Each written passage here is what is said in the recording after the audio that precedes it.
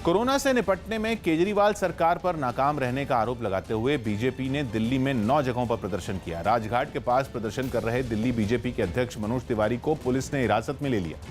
BJP पर विरोध प्रदर्शन के लिए लॉकडाउन के नियमों को तोड़ने का आरोप लगा और नियम तोड़कर विरोध की शुरुआत कनॉट प्लेस से हुई, जहां कोरोना के खतरे को देखते हुए बीजेपी के नेता और कार्यकर्ता कम संख्या में ही प्रदर्शन करते नजर आए। बीजेपी केजरीवाल सरकार के खिलाफ दिल्ली में अलग अलग जगहों पर प्रोटेस्ट कर रही है। इस वक्त मैं कनॉट प्लेस में मौजूद हूं, जहां आप देखेंगे दिल्ली के इंचार्ज श्याम जाजू और नजर आ रहे हैं और साथ ही प्लेकार्ड्स लेकर जो नेता हैं वो खड़े हैं। दिल्ली में बीते 2 दिनों की तुलना में धूप ज्यादा थी। ऐसे में प्रदर्शन के वक्त श्याम जाजू के हाथ में एक छाता नजर आया। इस छाते पर भी विरोध के कुछ पोस्टर दिखे। दिल्ली सरकार की नॉन परफॉर्मेंस के खिलाफ और जनता को कोरोना में न्याय देने के लिए आज पूरे दिल्ली में यह आंदोलन हो रहा है। दिल्ली बीजेपी अध्यक्ष मनोज तिवारी प्रदर्शन के लिए अपनी गाड़ी से राजघाट पहुंचे।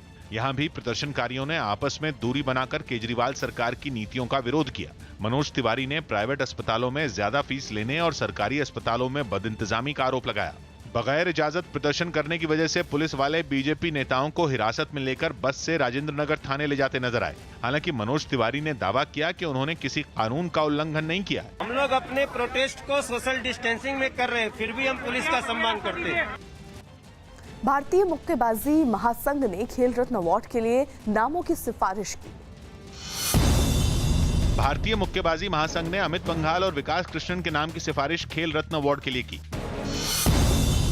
विराट कोहली ने सोशल मीडिया पर आर अश्विन के साथ बातचीत करते हुए बताया कि उन्हें कप्तान बनाने में महेंद्र सिंह धोनी का बड़ा हाथ रहा।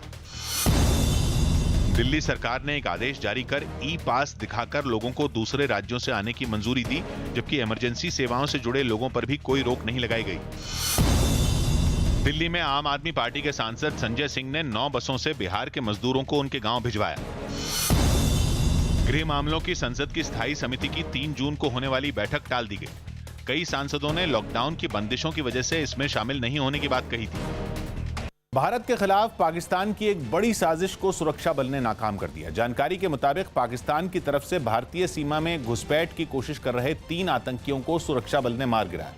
मारे गए तीनों आतंकी जम्मू कश्मीर के नौशेरा सेक्टर में सीमा पार से घुसपैठ की कोशिश कर रहे थे, जिसकी जानकारी मिलते ही सुरक्षा बल के जवानों ने मुठभेड़ के दौरान उन्हें ढेर कर दिया। सुरक्षा बल ने दावा किया कि मारे गए आतंकियों के पास से भारी तादाद में हथियार और गोला बारूद भी बरामद किए गए। इतना ही नहीं, इलाके में कुछ और आतंकियों के छिपे होने की खबर के बाद सेना और पुलिस ने सर्च ऑपरेशन चलाया। हरियाणा के रोहतक में घरों में काम करने वाली महिलाओं और मजदूरों की परेशानियों के मुद्दे पर जनवादी महिला समिति नाम के एक संगठन ने पाबंदी के बावजूद विरोध प्रदर्शन किया और उस दौरान भी कोरोना वायरस के खतरे के बीच जरूरी सावधानी तक नहीं बरती। किसी ने भी सोशल डिस्टेंसिंग का ख्याल नहीं रखा। और जनवादी महिला समिति नाम के संगठन की पूर्व महासचिव और सीपीएम नेता जगमती सांगवान की अगुवाई में प्रदर्शनकारी रोहतक में डिप्टी कमिश्नर के ऑफिस तक पैदल ही निकल पड़े। प्रदर्शनकारियों ने सड़क घेर ली और विरोध के चक्कर में कोरोना वायरस के खतरे को ही नजरअंदाज कर दिया। हालांकि सभी के मुंह तो ढके हुए दिखे, लेकिन सोशल डिस्टेंसिंग तो कहीं नजर ही नहीं आई।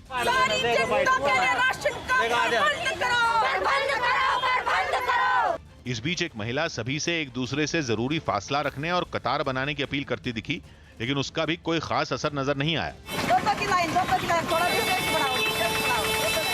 लॉकडाउन की वजह से जूझ रहे मजदूरों और घरों में काम करने वाली महिलाओं की तकलीफ प्रशासन तक पहुंचाने के लिए जनवादी महिला समिति ने विरोध प्रदर्शन किया था। एक हफ्ते के अंदर इनके खातों में 7500 रुपए दिए जाने चाहिए। अनलॉक 1 के पहले दिन केंद्रीय कैबिनेट की बैठक हुई, जिसमें उद्योगों और किसानों को बड़ी राहत दी गई। कैबिनेट की बैठक में किसानों के कर्ज पर लगने वाले ब्याज में दी जाने वाली छूट को 31 मई से 31 अगस्त तक बढ़ाने का फैसला किया गया।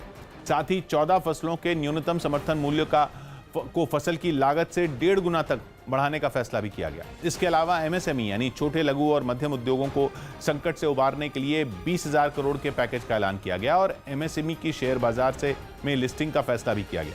इसके लिए सरकार ने 50,000 करोड़ रुपए के इक्विटी निवेश का ऐलान किया। ऐसा पहली बार हुआ है जब ये कंपनियां शेयर बाजार में लिस्ट होकर पैसा जुटा सकती। इसके अलावा रेहड़ी पटरी वालों के लिए पीएम स्वनिधि योजना शुरू करने का फैसला किया गया, जिसके तहत रेहड़ी पटरी वालों को 10,000 रुपए तक का लोन दिया जाएगा।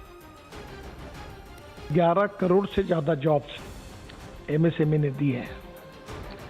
इस एमएसएमई की कोई मूलभूत समस्या भी थी और आज प्रधानमंत्री जी की अध्यक्षता में काफ़ी अच्छे और बड़े निर्णय आज हुए हैं और निश्चित रूप से ये निर्णय देश के औद्योगिक विकास में बहुत ऐतिहासिक बदल करेंगे।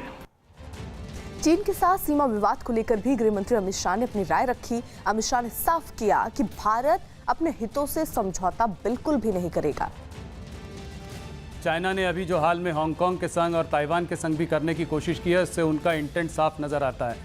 भारत में आप इस प्रॉब्लम को कितनी गंभीरता से देखते हैं? क्या चाइना सच में एक घुसपैठी की तरह अंदर घुस आया है और लाइन ऑफ एलएसी की जो बात है उसमें आपको इस कितनी गंभीरता से इस इशू को आप ले रहे हैं?